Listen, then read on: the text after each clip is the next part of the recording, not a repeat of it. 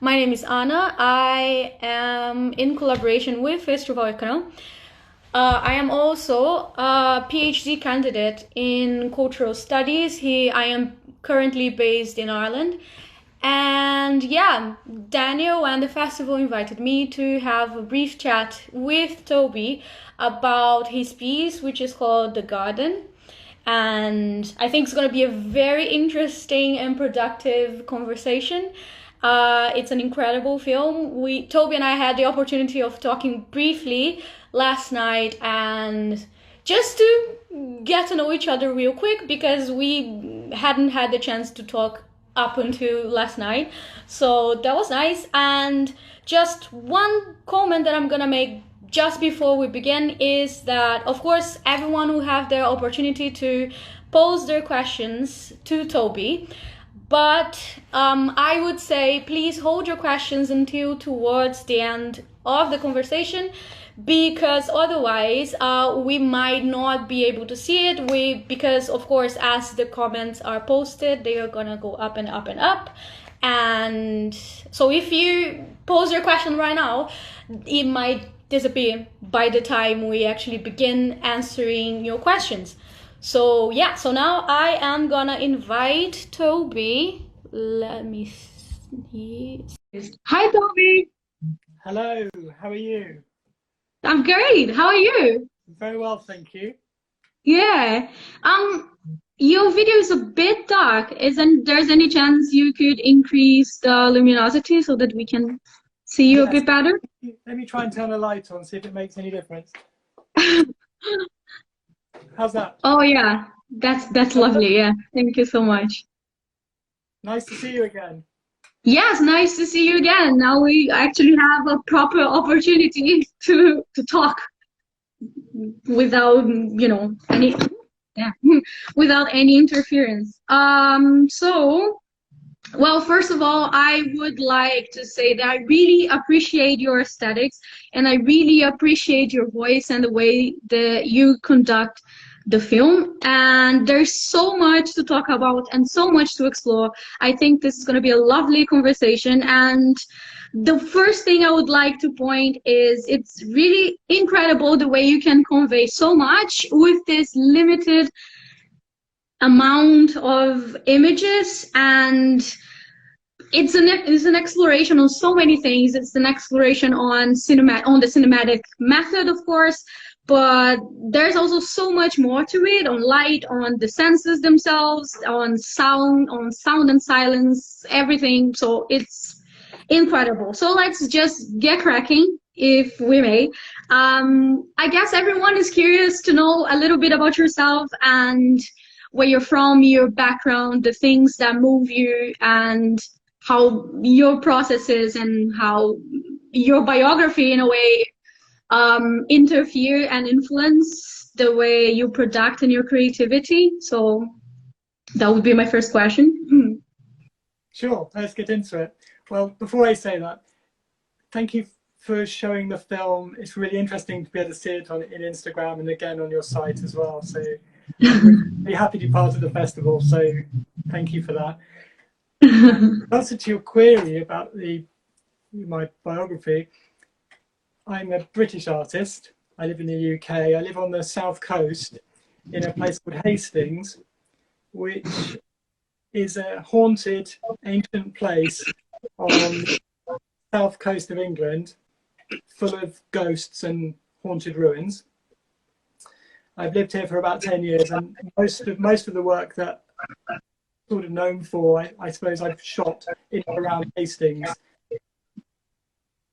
And my going a bit further back, my background is in painting. I studied fine art painting in the UK several years ago, and that's informed my film practice quite a lot, I would think. Well, interesting. That's very interesting. Well, just to unpack a little bit on what you said, you mentioned that last night, and now I have to ask you, when you say that, what do you mean when you say that the place you're from is haunted? In what sense exactly? I'm just very curious. Absolutely, yeah.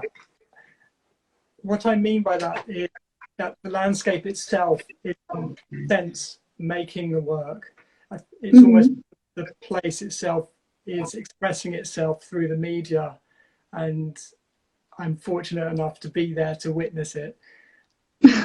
Hastings is the site of an ancient, and I think traces of a psychic presence, this ancient event, still linger. The ancient castle from around that time is still. There is a very particular atmosphere. Interesting. Would you say that this atmosphere is pictured or portrayed in any way in the garden? I think it lurks there. For me, the garden's quite a gentle film, but yet you do move into a kind of underworld. And even though the imagery seems quite benign, there is a sense of darkness lurking in there somewhere. For me, the garden's another world, and you transition from one other world to another, even stranger world, and it's whether or not you're prepared to go along on that journey. That's very interesting. That's beautifully put. And in fact, it's funny that you mentioned that, and that you mentioned your background with fine arts, because one of the first images that popped in my head when I watched the garden for the first time was Shakespeare Ophelia, and more specifically, John, I'm probably going to mispronounce his name grossly, but bear with me, John Millais painting of Ophelia. Sure, absolutely. Right? And it just gave me the sense, I am not sure if it's because of the color palette that kind of resembles the color palette in the painting itself, but even this, I'm gonna say filter, but that's probably not the word you would prefer. Anyways, this water reflection that's right in, it feels like it's right in front of your face, and it feels almost as if you are watching the garden across this veil of water, let's say, and that really reminded me of that painting. And yeah, so I'm just gonna put it there and see how do you feel about it, about this reference? You're totally accurate. You make the film in the context of the pre-Raphaelite paintings. I mean, that's work that I do really like. For me, that's an extension of the Romantic movement, which is also something that I really love. Romantic painting, also romantic poetry, which is a big influence on my practice. So I think you're definitely in the right zone there. That's really impacted on me, that kind of work. And to your other observation about the veil of water that hangs on the image, I think I'm really attracted to the idea of green both masking and revealing at the same time. So it's a sort of barrier, but also across the threshold, you'll be inducted into the magic realm. Absolutely. Wow, that's very interesting. In fact, could you unpack even a little bit on the presence, let's say, of water in your work? Because I watched a few other of your pieces, and for example, in The Lost Garden, there is also an element of water that is very present, and it's always somehow there, either influencing the way you perceive those images, or even if it's just in the case of The Lost Garden, of course, because on the garden there's no soundtrack, but on your other piece, even the soundtrack resembles water, and it keeps bringing this image and this element. I might be speaking completely out of place here, but it's just a sensation that I had. And if you could unpack on that, and or on how you feel about water as a presence in your work, if that makes sense. Absolutely. Yes, that's something that obviously fundamental, absolutely fundamental to the work. It is slightly strange. You've obviously really looked at the work closely and noticed that that's a central thing.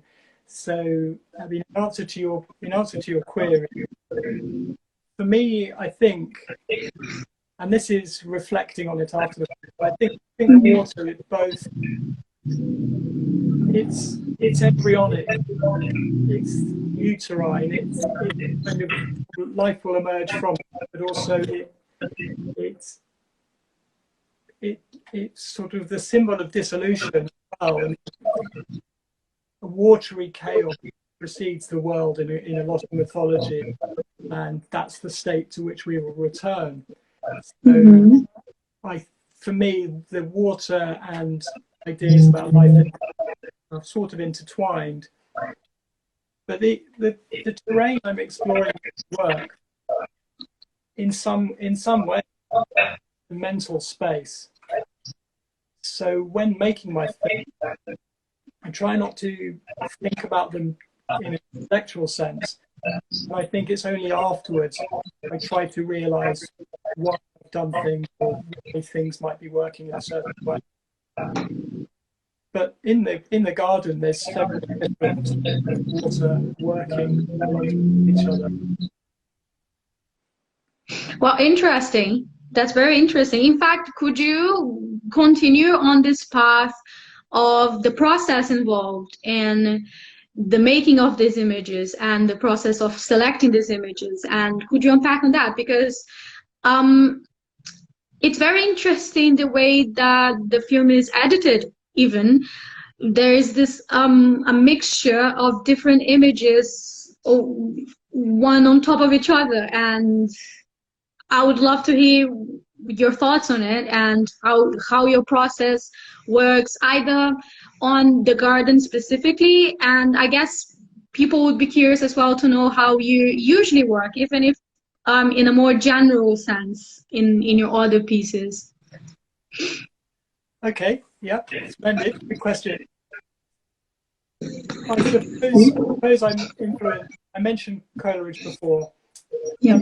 Coleridge, a key romantic poet, and he's put forward this idea of mental space, a kind of dream geography where ideas meet and fuse in the mind. And there's a wonderful book on Coleridge called The Road to Xanadu by a chap, John Livingston Lowes, written in the 1930s, and that book particularly had a huge impact on my practice. And one of the central ideas in this book, which is about the poetic and creative imagination, was the way that the things we see and do intermingle in the imaginative realm and reoccur in a person's creative output, the way things combine and intermingle. So when I go on my trips in order to find my footage, that footage then goes into what I call the deep well, which is a ginormous hard drive where the images slumber until they're resurrected and find in strange new combinations, and these latent possibilities then have a chance to make themselves known. So it's a kind of film editing as stirring a wicked cauldron. So I'm allowing these images to emerge quite intuitively. That's very interesting. In fact, what I think was very impacting, let's say, on the garden is the way that you need a minute to understand what it is that you're looking at, and you see this. I quite remember the second, let's say, scenario, because like this first scenario, and then it fades into darkness for a bit, and then it fades out again into a new scenario. And on this second scenario, there is a flower on the left the top left of the screen. And I remember the first time I watched it, I needed a minute to actually realize that I was looking at a flower, because for the longest time I was like, wait a minute, what is this that I'm looking at? Is this a bath sponge even? I was like, wait. And I was looking at it, and for the longest time, I couldn't figure out what it was until I finally realized, oh, it's a flower. And you could see the breeze kind of moving it like very softly. And I thought that was a very interesting impact that the images have, because they are kind of, as you say, it's almost like a cauldron that you mix everything together, and what comes out is something else. Right. And shall we continue on this path of unpacking on these images? Yes, absolutely. I mean, regards to your comments on flowers, they're things I've filmed many, many times, and I try not to look down on them. I try to order perspective so I'm on a level with them. One of the things I enjoy doing is playing with scale and reordering the general sense of the way images are prioritized in visual culture. So, I mean, it's not without precedent. Runge, the German romantic artist, did wonderful paintings of flowers where they took center stage. And I think that's something that really affected me, and I want to do in my own practice. It's a slight reordering of things that you might consider important. And I mean, obviously, a lot of people like flowers. When you really look at them, they are these marvelous creations. But I like to, I sort of play with the naturalism, so they become these enchanted things. So the subsequent flower that emerges toward the second half of the garden adds some kind of alien intervention. The way it seems to flow from within, completely unnatural, almost as if the landscape were an alien world or had been subject to radiation or something like this. Yeah, absolutely. Yeah, that's very interesting. And you keep mentioning a level of like this out of worldly aspect to your work, and could you continue on that and tell us about that, because you keep mentioning an underworld and or alien interventions and this continuous reference to a different perspective and a different way of experiencing reality even. So, which I think is very interesting, because although like some aspect of it, it's clear, it's not something that really popped in my head straight away. So I would really love to hear more. Absolutely. I think the concept of an otherworld or an underworld is absolutely fundamental to the work. For me, the work has these two approaches. On the first hand, my relationship with the world that surrounds me, nature, often in my immediate surroundings, the flowers in the garden, often things very close to hand. And it's exploring that and engaging with that space, which is something that's fundamental to the practice. But also, the second stage is the imagery that's found on these expeditions gets integrated into these works that seem to suggest another world. They operate in a different set of rules. As to why I'm doing it, that's more of a complex question. But I'll give you an answer which probably won't give you the real answer, but it'll have to do. It's in around 20. I had quite a significant dream where a ginormous lizard appeared to me inside a shimmering grove of prismatic foliage, and the beast communicated a message indicating a direction for future work. And it was to do with time, it was to do with space, and myself to tune into a certain rhythm. And the space that this creature occupied, I felt, was the space that my work should be addressing. So whilst I enjoyed the spectacle of this dream creature, I also was involved in the dream. So I'm kind of in two minds about the presence of this thing, but yet it has the practice. So who knows? That is incredible. I loved it. I loved it. That is an incredible explanation. And I thank you for sharing that with us, because that is not, at least like these days, that is not something that we usually share. And I think that is incredible information. And I think people don't often go to those sources, to dreams, and yeah, I'm just gonna go in that direction, because yeah, that's lovely. That is lovely. Had that dream come back eventually after you decided to engage with the message and point your work to a certain direction? Have you had any clarification on that? Yes, it did return once more. I think maybe because I didn't maybe act upon the creature instruction almost immediately, so I had to kind of do a second visit. But I think the garden was definitely something that the creature would like. But when I wasn't entirely sure. But yes, I think that kind of dream terrain. I think that. I mean, I'm a romantic artist. So yeah, I think that that's something. The irrational, the worlds that border our own, by visionaries, dreamers, these kind of practices at the fringe of the culture. And I think romanticism kind of draws that to the center. And also, I would say, I think there's probably quite a lot of artists who are making work that taps into these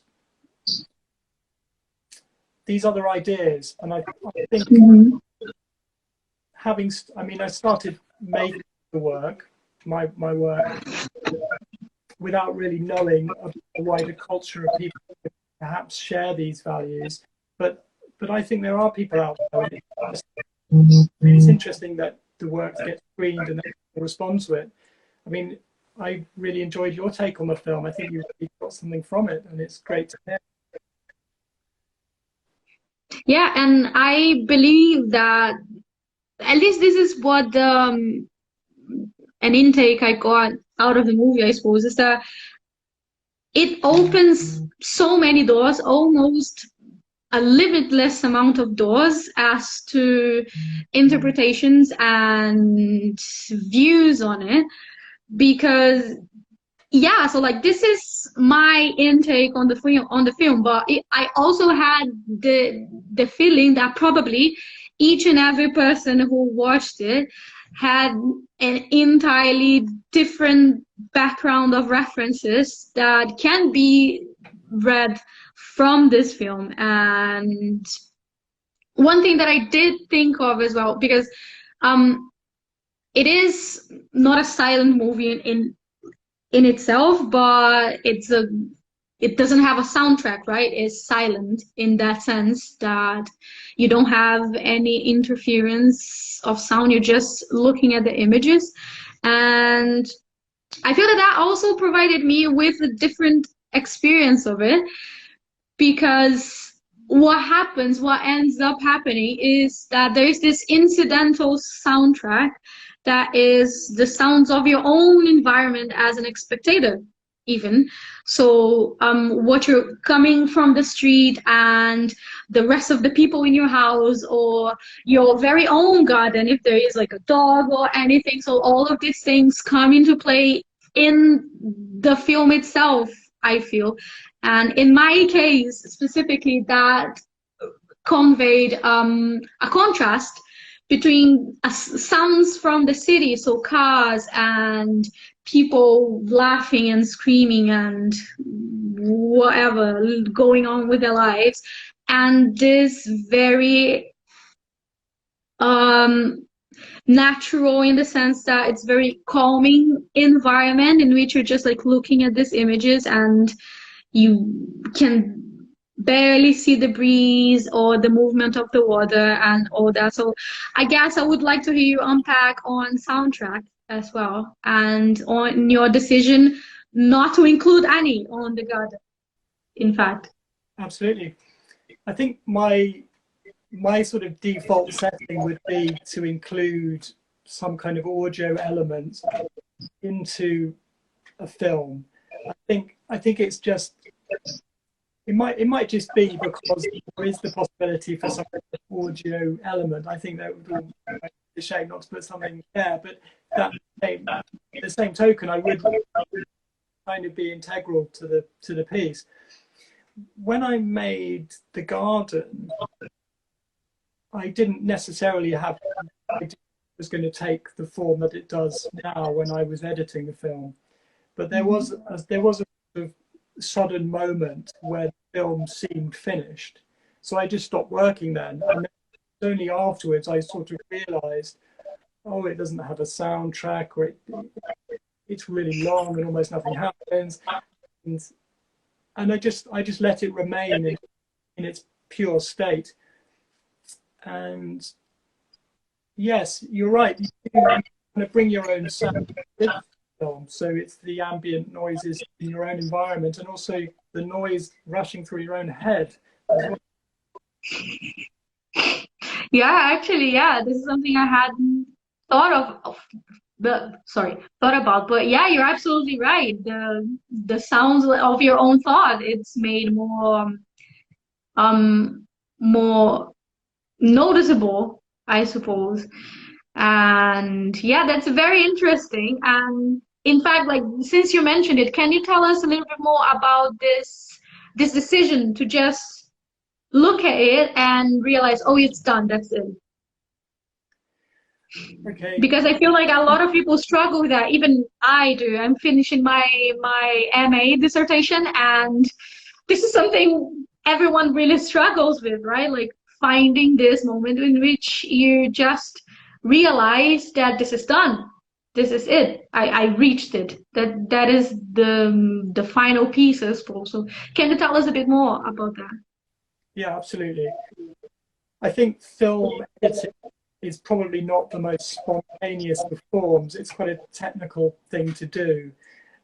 So when I think back to the days when I was painting, that's much more of a spontaneous act. You can move some paint on the canvas, you can step back, and it can be finished almost immediately. But video editing seems more involved as a process.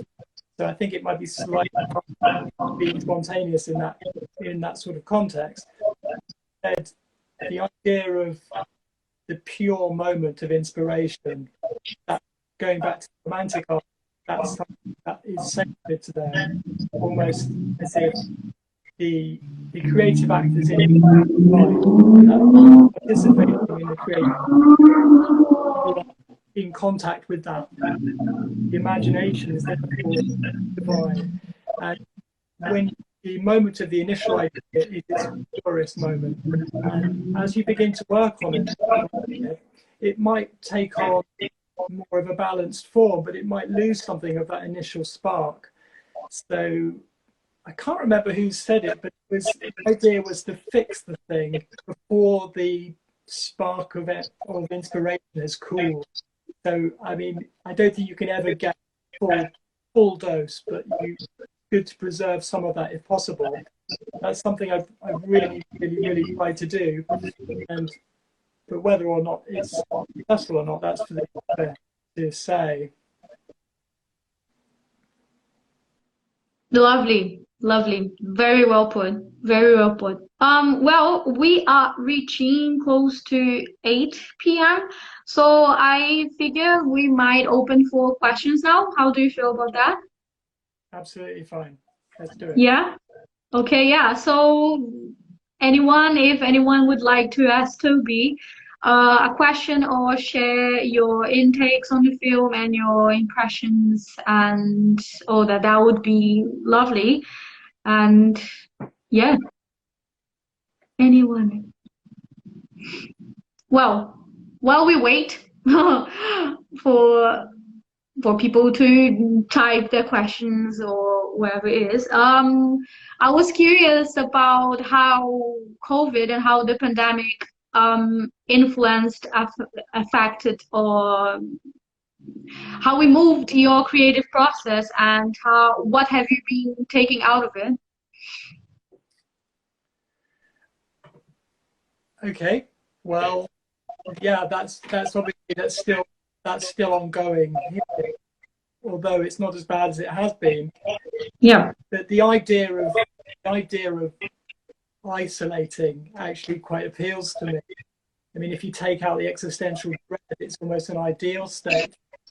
So, so this thing of you can untether everyday reality and drift into a space completely differently. The ultimate self-isolation guide, the Arab by Usman, which is it's a book written in the 19th century that I would absolutely recommend people wanting a guide to the the self-isolation. Interesting. Well, Joe Israel Art has a question. He wants to know if we've ever seen a ghost. Well, go on, Toby. Tell us, share your otherworldly experiences. A ghost? Yeah. Okay. Well, not a presence in physical form, but definitely a space. Remember, I woke up in the middle of the night and I'd woken up almost between worlds, and I was in the usual space, but it turned into some kind of gothic interior, cobwebs, lighting, and then I realised that A, I'm probably dreaming, and B, this is akin to a nightmare zone. To go back to sleep, and then when I woke up, I was back to what we know as reality. I think that space persists, so maybe perhaps one day I will return there. Yeah, well, one day. Well, from my end, well, I don't think I've ever seen anything. I am pretty sure that I have lived with one once in London. but yeah, I've never seen one. In fact, I don't know if this is a thing that Brazilian people share in that sense, but we have an image, at least like I had it, and a lot of the people around me have an image of England as a place of ghosts, as a place where they are everywhere. And when I told my friends this experience, that oh yeah, I think there's a ghost in my house, a few of my friends said, oh yeah, it figures. Like, yeah, if you're gonna live with a ghost, you might as well be in London. And yeah, I thought it was an interesting thing. It never really occurred to me to see a ghost everywhere else, to be honest. But yeah, well, does anyone have any other questions related to the film and Toby's process or whatever? Curiosities?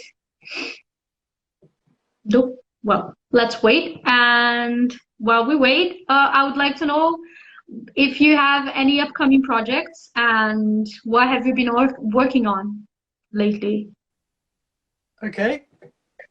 Yes, I have been working on a new film, a short film called The Butterfly. I made during the hardest part of the lockdown period. So that's something that I'm sort of beaming into the world very gradually. It's really, obviously, in a time of, well, this ginormous upheaval, it's quite good to have something positive to kind of focus on. That's one of the reasons why I've loved being able to attend and also participate in the wonderful screening projects that seem to be proliferating online. It's a wonderful thing to just have the festival beam into the studio. So yeah, thank you very much for putting it. Oh yeah, I mean, we all have to thank the festival in that sense. And in fact, this experience with the festival has been, at least for my end, teaching me a lot of what we can do and what we can do online and all the possibilities that we do have. And before that, we didn't think, at least, that we had all these opportunities in hand. And yeah, it's lovely, although it's awful that we have to explore this in this specific way. Of course, we all hoped that we could explore this in a more peaceful, friendly, and less chaotic environment. But of course, well, opportunity comes in very different ways, I assume. So, well, let's see. Well, Koa Mota said, I love that you chose, whoopsie, not to use any soundtrack. It gave me a sensation of being in a dream. So yeah, that fits perfectly with what we've been discussing this far about all that dreams, and it's incredible because it fits perfectly your own dream and how it's somewhat in the back of your head in terms of process and what is going on, let's say, this psychological even process of the film of the garden. So that's lovely. Would you like to comment a bit more about the dream aspect of it? Yeah, absolutely. Firstly, it's great you enjoyed the film, and you know, anyone tells me that they've really kind of gone on that journey. I mean, I really hope when putting the work out there that that's the case. It's always lovely to hear that someone's prepared to take the journey, especially in a piece like The Garden. In a way, it's a difficult watch if that's not your thing, because it's so long. And so, on one hand, there's not much going on, but when you dig a bit deeper, there's among the rocks and flowers a teeming array of strange things happening. So I think it does reward a closer look. I'm really pleased that, you know, people are prepared to take the time to journey there.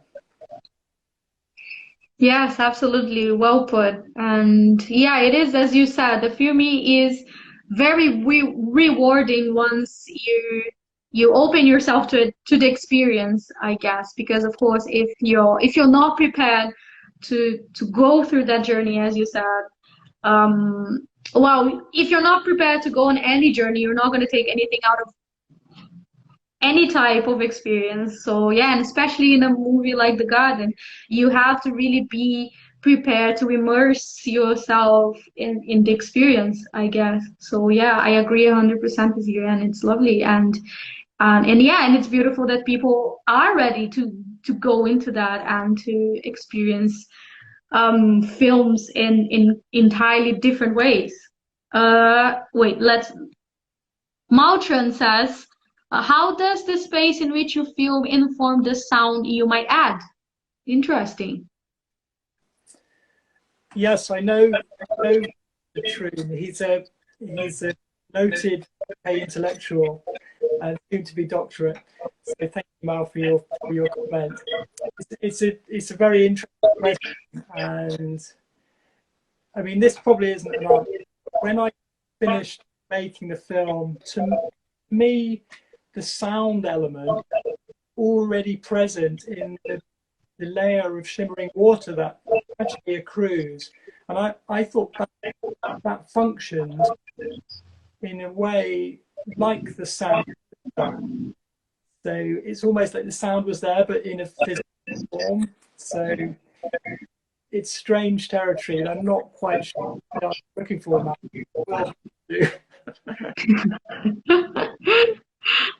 Lovely, yeah. Well, does anyone else have a question to pose to Toby at this point? No? Say now or forever hold your peace. Well, Toby, it was lovely speaking to you.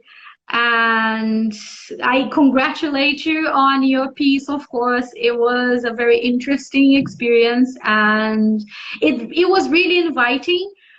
At least that's how I felt about it. It was really inviting even to go and explore your other pieces and your other films. And I think that you have a very particular voice that it's very interesting, and it opens many doors to explore all kinds of things, and especially with the senses. This is something that was really intriguing to me, how it makes you aware, I suppose, of things that usually just go right by you and you don't even think of them. So I guess it was incredible. It was an amazing experience, and it is a privilege to be able to speak with you live, and it was great. Yeah. So would you like to? Oh God, I keep banging my pen on the table and it keeps going everywhere. Sorry about that. So would you like to make any final remarks so that we can start closing our conversation?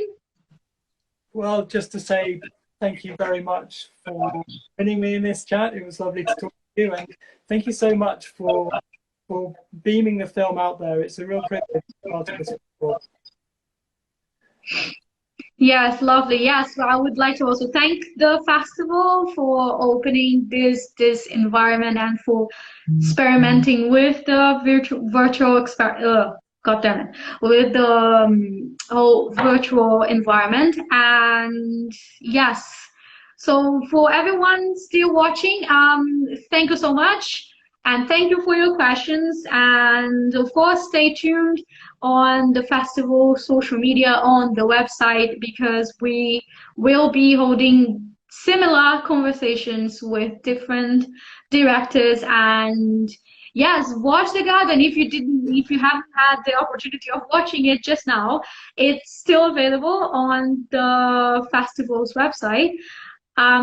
So yeah, explore. And Toby, it was great talking to you. And yes, enjoy the rest of your evening, the rest of your pandemic, and let's go on creating. And yes, it was incredible.